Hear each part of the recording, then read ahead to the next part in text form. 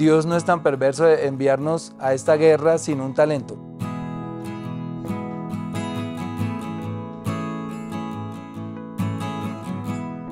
Soy Gustavo Bolívar, senador por el partido Maíz.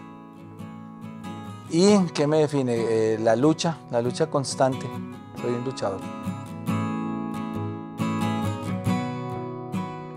Bueno, yo nací en Girardot, municipio a orillas del Magdalena, en un barrio popular que se llama el barrio Kennedy, en una familia de clase media-baja, con padre y madre, con 5 hermanos, o sea, yo soy el sexto.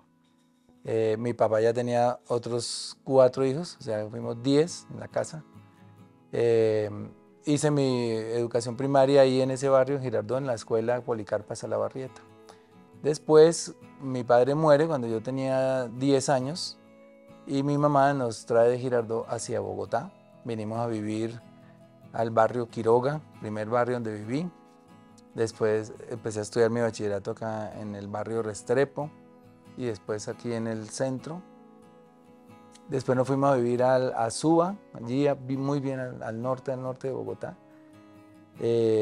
Trabajo desde niño, desde los 12, 13 años, en vista de la muerte de mi padre y la cantidad de hijos que tenía que mantener mi mamá. Mis hermanos y yo resolvimos que teníamos que aportar a la casa y nos pusimos a trabajar desde muy pequeños. Mi primer trabajo fue en los estadios, yendo a vender productos de los que compran los hinchas, banderas, cachuchas, cojines, todas estas cosas. Y con ese trabajo pude hacerme a unos ahorros para montar un taller, volverme empresario. Ya digamos que al comienzo yo recibía la mercancía de un señor que se van a asombrar quién es. Es el padre de Eloy, superintendente él es superintendente de las cajas de compensación, que acaba de ser magistrado del Consejo Nacional Electoral, que es Luis Guillermo Pérez. El papá de Luis Guillermo Pérez era el que tenía el taller de screen que nos suministraba los productos para ir a vender al Campín y a otros estadios, porque además con este trabajo, como era dominical, yo tenía tiempo para estudiar en la semana y solamente salíamos a vender los domingos. Y también con este trabajo pude conocer a Colombia, porque de repente había partidos muy importantes en Cali o clásicos en Medellín o en la costa, y de muy niño yo ya estaba recorriendo toda Colombia, obviamente en bus. Esto me empezó a generar también una visión muy grande de lo que es nuestro país, de sus problemas, etc. Pero lo lindo de este trabajo es que cuando yo ya tenía unos 15 años, yo ya era empresario, ya monté un taller parecido, le monté competencia al papá de Luis Guillermo Pérez, y ya tuve mis vendedores, que eran los compañeros del colegio, iban y yo ya les entregaba la mercancía a ellos. Bueno, así empecé a hacer mi vida, digamos, empresarial, y al tiempo, digamos, con las ganancias, porque yo ya tenía, digamos, una vocación literaria, que me la había descubierto una profesora como en segundo bachillerato, tercero bachillerato. Compré mi máquina eléctrica, que para la época era un lujo, como comprar hoy un gran computador, digamos, tener una máquina eléctrica, eso era un lujo que no, se podían dar muy pocos, pero como yo trabajaba me pude comprar mi máquina eléctrica. Ahí empecé a escribir mis novelas muy pequeño y digamos que esos son mis inicios, digamos, como escritor y como empresario.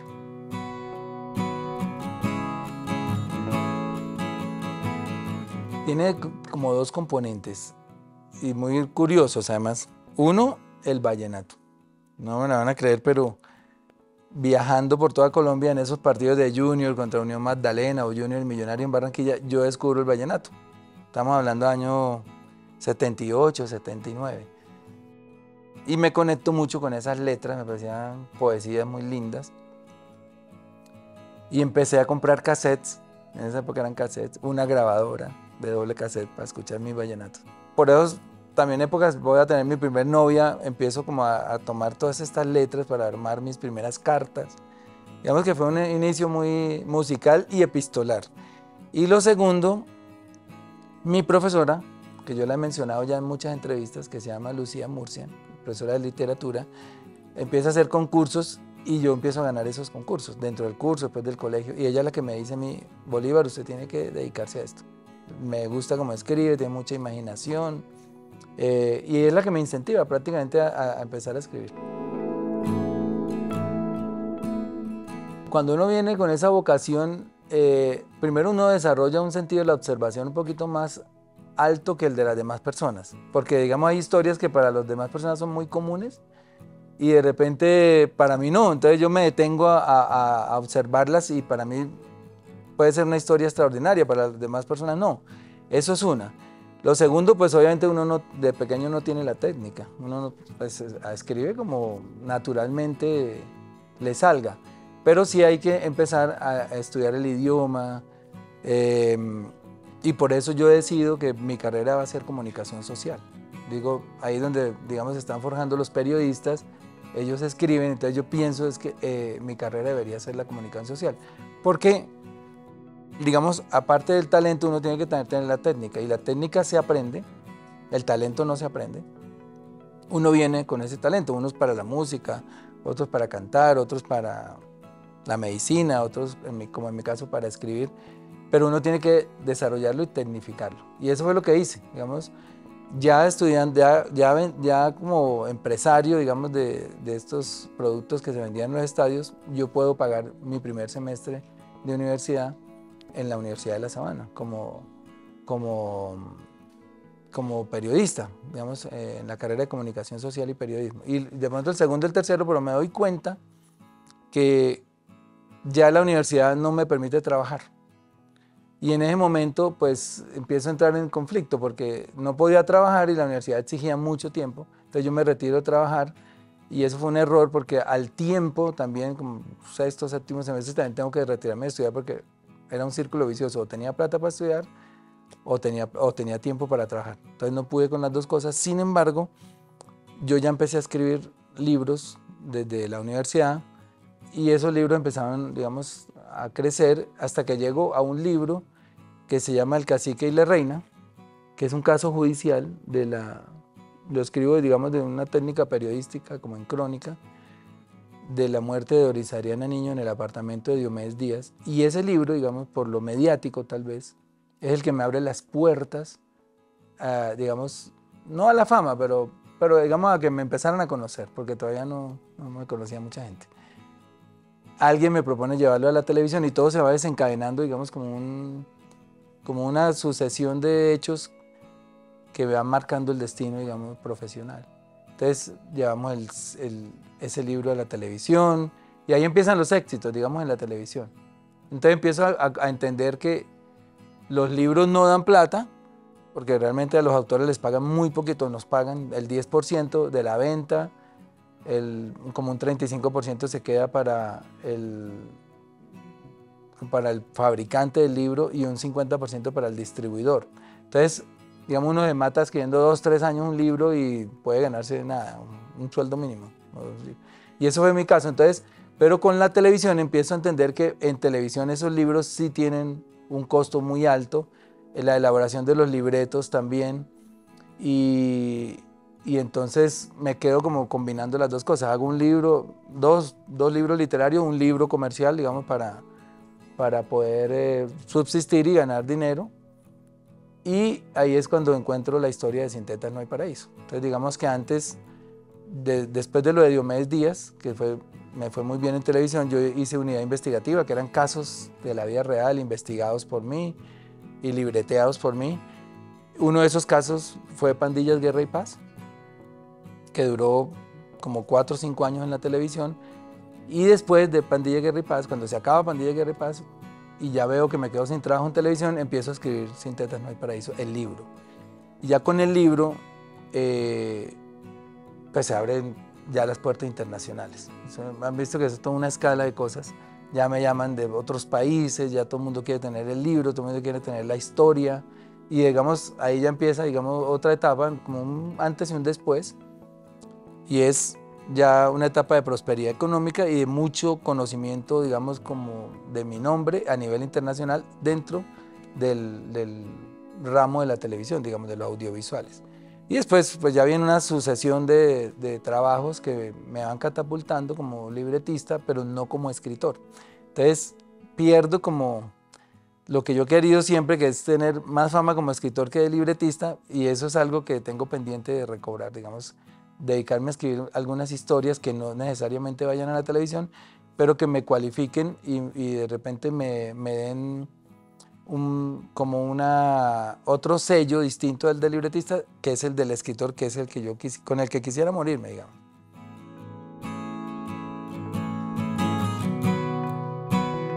Por ejemplo, el de Sintetas. Eso nace de una conversación con las chicas de la vida real, que estábamos en Pereira y estaba con el elenco de Pandilla Guerra y Paz precisamente, y ahí aparece las dos niñas, las que yo llamé después Diabla y Catalina, y me empiezan a hacer preguntas de cómo hacen para entrar a la televisión, que ellas necesitan plata, etc. Entonces yo en una de esas preguntas les pregunto yo también que para qué necesitan platas. Entonces me dicen, no, que queremos ponernos las teticas. Digamos, eso para cualquier persona ha podido ser una charla normal y, bueno, pues mire, tal cosa y chao, y me despido. Pero yo no dejé pasar eso. Dije, aquí hay una historia potente. Porque unas chicas tan pequeñas quieren ponerse unas prótesis. Entonces yo empiezo a indagar más allá, más allá, más allá. Y es cuando encuentro, digamos que todas las historias tienen un nervio, como que en televisión le llamaban como el plot. Y yo encuentro el plot ahí. Cuando ella me dice, no, es que necesitamos operarnos para poder llegar al paraíso. Básicamente no fueron las palabras textuales, pero para ellas era el bienestar. Entonces estamos en una sociedad que en ese momento empujaba, y todavía, a los niños y a las niñas a hacer cosas indebidas porque no tienen oportunidades. Entonces ahí descubro esa historia, empiezo a indagar con ellas mucho, me interesa mucho, les hago varias entrevistas y de ahí nace. Entonces digamos que ese es el proceso de un libro.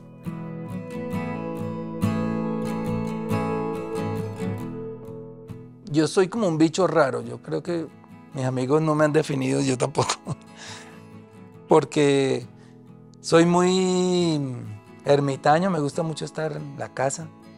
Pues eso, digamos que salió de mi disciplina de 20 años de estar sentado escribiendo casi 10 libros y como 20 series para televisión. Eso requiere mucha disciplina, mucha, es 10, 12 horas sentado en un sitio, dormir, comer y volver a escribir. Lo hice porque, digamos, cuando yo empiezo en las grandes ligas, que pagaban muy bien, yo digo, esto es un cuarto de hora que tengo que aprovechar, entonces recibo muchos contratos al tiempo y eso me obliga a encerrarme. Pues yo, ¿qué quería? Pues digamos, tener una estabilidad económica muy rápida para dedicarme a hacer otras cosas que me gustaban. Y eso me implicó mucha disciplina. Entonces, por eso es que yo alcanzo esa estabilidad económica, pero no la felicidad, porque también no tenía uno como salir. Entonces, todo es un complemento. Entonces, ni muy, ¿cómo dice el senador Cepeda? Ni mucho que queme el santo, ni tampoco que no lo alumbre. Y eso fue lo que me pasó. Entonces, nunca encontré ese equilibrio entre escriba mediodía y salga a vivir otro mediodía, sino siempre era escriba todo el día. Y de esa manera fue que esas cosas las vine entendiendo ya entrando, por ejemplo, a la política. Que me di cuenta que sí podía dejar la escritura un tiempo, dedicarme a hacer algo que me gustara. Y ahora que estoy de regreso a la literatura muy pronto, pues yo siento que ya puedo equilibrar las dos cosas, como buscar un trabajo en la política que no me inhabilite para escribir y de pronto terminar haciendo las dos cosas, porque uno me da la estabilidad económica y el otro me da la felicidad, que es lo que a mí me gusta, trabajar por la gente, escuchar la gente, visitar Colombia, todos los territorios. Eso no me lo da la literatura porque uno se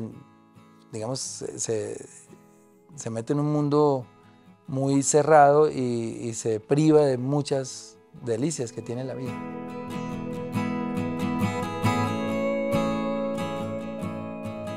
Yo ya venía haciendo política desde los libretos y desde los libros. Siempre en mis libros y en mis historias está la historia del político corrupto, por ejemplo. Incluso en Pandillas tuve un episodio y cuando los políticos llegaban a Ciudad Bolívar a engañar a la gente y pasó algo ahí que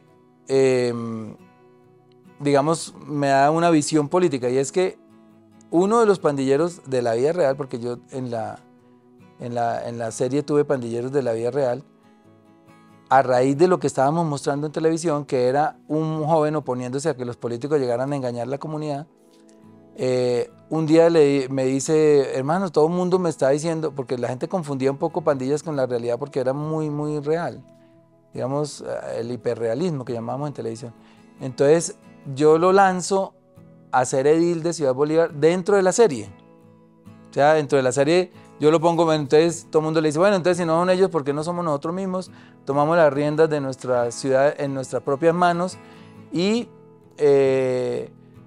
nos lanzamos a la política. Entonces lo lanzo a él en el libreto y empiezo yo a hacerle la campaña en el libreto. Y un día me llega y me dice, oiga, Bolívar, mire que todo el mundo dice que va a votar por mí, la gente cree que yo soy candidato de verdad. Entonces yo, pero ¿cómo así? Me dice, sí, yo llego al barrio, obviamente como me están viendo, pues uno se vuelven famosos en el barrio y todo, y la gente dice, yo voy a votar por usted, yo voy a votar. Le dije, ¿y por qué no se lanza? Él se llamaba José Vaquero, se llama, porque todavía. Y yo le digo a José Vaquero, ¿por qué no se lanza en la vida real? Y él dice, pues bueno, y él se inscribe como candidato, y ya ese candidato José Vaquero sale elegido. Entonces si ven que yo ya venía, él fue edil de Ciudad Bolívar, y fue una idea que salió de un libreto, y él fue edil de Ciudad Bolívar, los años respectivos. Entonces yo ahí me doy cuenta que yo tengo influencia con lo que escribo en la política. Y empiezo a escribir, en Si Tetas no hay paraíso también está el político corrupto que se quiere llevar la niña a cambio de dinero, obviamente, pero digamos también desprendo de ahí una historia de corrupción, digamos como una mezcla de la política con el narcotráfico. Retrato muchas historias del narcotráfico y de la corrupción dentro de mis historias. Siempre en El Capo también tuve ese elemento. Entonces yo venía como haciendo política dentro de las series, pero sin imaginar algún día que iba a llegar al Senado nunca.